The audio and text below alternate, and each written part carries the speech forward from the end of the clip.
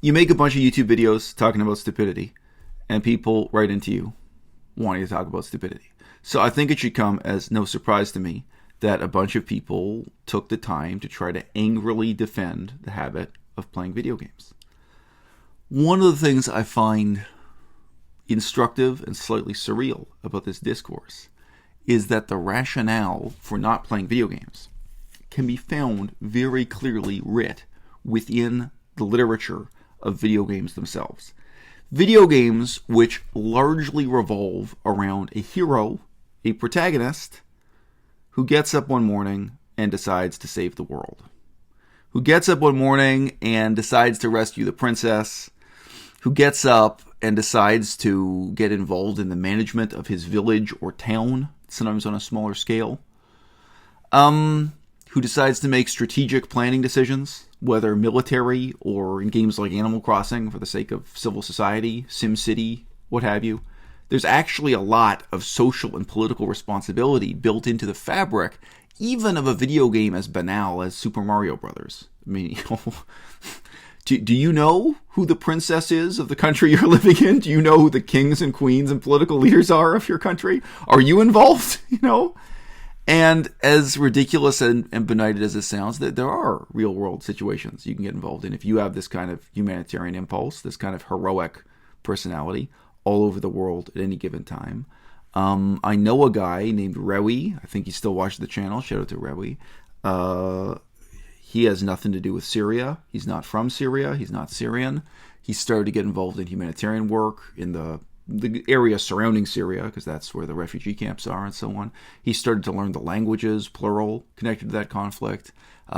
He went back to college and got more credentials that are relevant to that.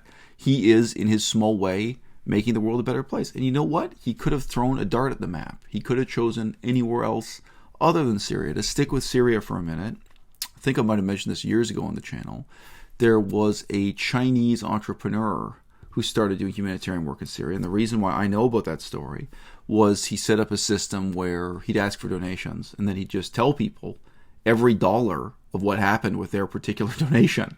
And you can imagine, it's mostly really boring stuff. It's like, oh, here's this guy who was living in an abandoned concrete apartment, and he had no running water and no bed to sleep on.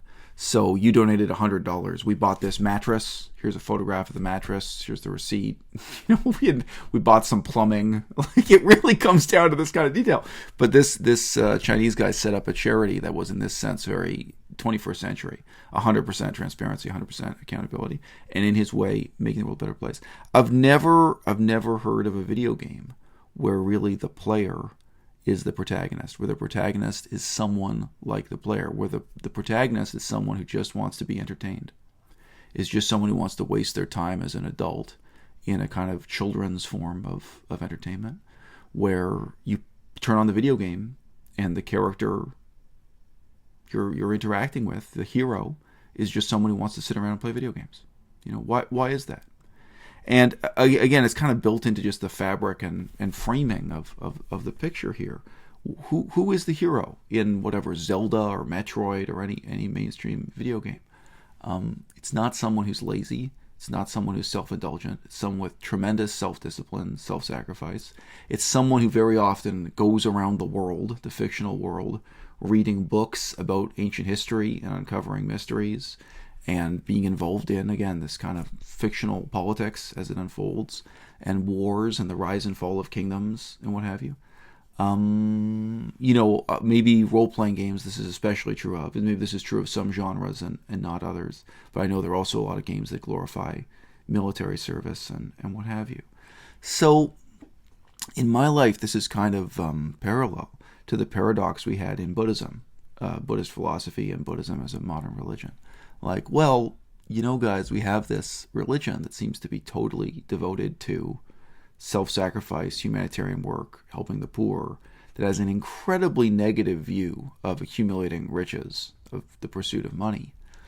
And here we are in this Buddhist temple, and everyone here is devoting all of their time and energy to accumulating money. And we're actually doing nothing humanitarian, neither for Syria, nor for Sri Lanka, nor for Myanmar or something. They're even within the Theravada Buddhist world in that part of Asia.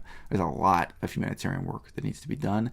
And in most cases, you're able to say, look, it's the Catholic Church that's going out and caring for orphans and caring for the poor, even within these Buddhist countries. Sometimes it's the Muslim charities. And we as Buddhists aren't doing it. What's up? And the answers you'd be getting would be like, well, we devote absolutely all of our time and energy to making money. What can I tell you? Well, again, sort of in the same sense, when you look at the protagonist in the video game, what does he or she represent?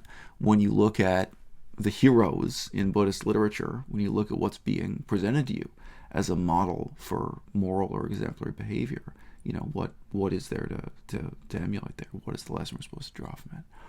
So yeah, I think there's a really strange and sad form of self-justification that goes on in these messages I'm getting from people who are saying this is not strawmanning them. This is steelmanning them. The best excuse I get, is video games are great works of art, that they stand up as works of art. So do mosaics.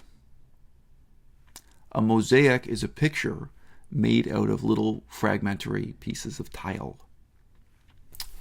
How would you feel if you knew a grown man who spent 20 hours a week smashing up plates into little pieces and then taking concrete or any other fixative and putting the pieces together into a mosaic? 20 hours a week. There's no debate. Mosaics are works of art. Mosaics are great works of art. How would you feel if you knew someone who spent 20 hours a week going to museums and looking at mosaics? The great art issue is irrelevant. I know it may seem relevant, and it may seem like morally it's the most meaningful thing in the world for you to stand up and defend this. Now, again, I'm not saying mosaics have to have zero role in your life. How many mosaics did I see in museums this year? I spent a few minutes looking at a few different mosaics this year. But it's even more pathetic if you take the next step and ask, okay, who's depicted in the mosaic? What virtue or what kind of person? Oh, it's Heracles. Sorry, more commonly, it's Hercules. It's this hero. It's this person of outstanding personal courage and valor and self-discipline who's going out and trying to make the world a better place, and sometimes just literally trying to rescue the princess or what have you.